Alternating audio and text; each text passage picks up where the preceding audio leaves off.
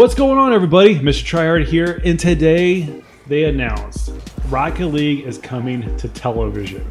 Real television. It's coming to NBC. I'm blown away that this is happening.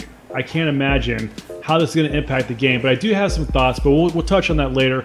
So NBC is taking Rocket League, and they have announced that they will be doing a 2v2 tournament, the first that they've ever done before. They've never done eSports before, and that starts in July. It's a $100,000 prize, and yeah, it's big news. They're going to have regionals and the grand finals. The grand finals will be hosted on NBC Sports, and then the regionals will be done on just a handful of the networks, and I think they said the mobile apps and stuff like that. But regardless, this is big.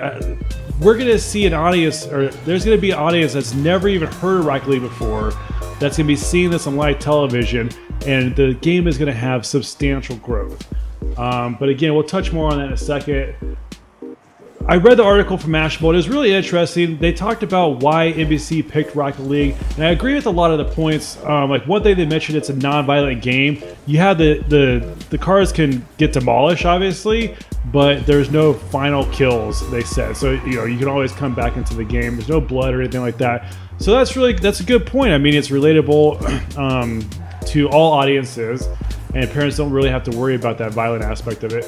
Another thing is it's really easy to get started. Like, you don't have to learn that many mechanics in order to play this game. Yeah, you have to learn a lot to get good at it, but anybody can start. Anybody can drive a car and go hit a soccer ball. Like, that's not complex, so it's really easy to just pick up a controller and start playing, and that's one of the things that really drew me into the game last year when I started playing.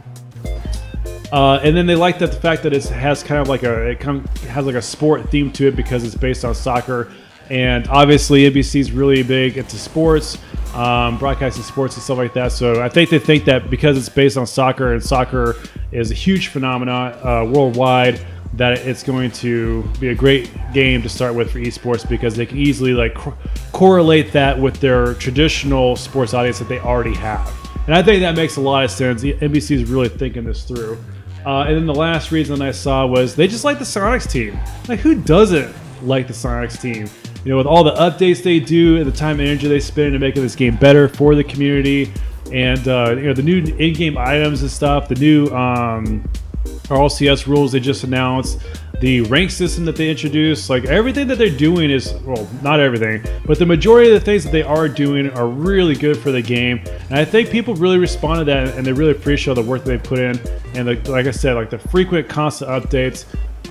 It's just, how many game developers do you know that care about the community so much to put this time and energy into making the game better and listening to the feedback that the community provides? So good job, Sonics, and I agree also with NBC's stance there. They just want to work with the team, Sonics. Now, this leads me to my last topic about this this broadcast. So how is this going to impact the market? Okay. So I do like crate openings and trades and stuff like that. So this is a really good question. I'm curious myself. What's going to happen when we get this huge influx of new gamers, which I assume we will, because we're going to be hitting this huge audience. But what's going to happen? My thoughts are we're going to see a massive influx of money, which means that those items, especially the ones that are already limited, like the alpha items or the new Descending Pro wheels that are coming out here shortly from RLCS, and maybe the seasonal, but I don't know, probably not. But like the new RLCS items that were released to people who watch the game broadcast live, I have a feeling that those items especially are going to go up in value. But not just those, but the Champion 1 through 4 crates are being retired, so those items aren't going to be able to be opened anymore. We're having a huge influx of new players who are going to want to feel like they've been playing the game forever and they want to fit in and stuff. So yeah, I see this can actually have a huge impact on the market, and prices could go up substantially. At the very least, hopefully it'll stop them from dropping any further, because they have been dropping a lot over the last few months. So people like myself who are collectors have lost a lot of money. So I think this is good news for us. Maybe not good news for people who are just trying to just getting started and want to buy items. So depends on which perspective you're coming from, whether this is good news or bad news. But for me, it is good news.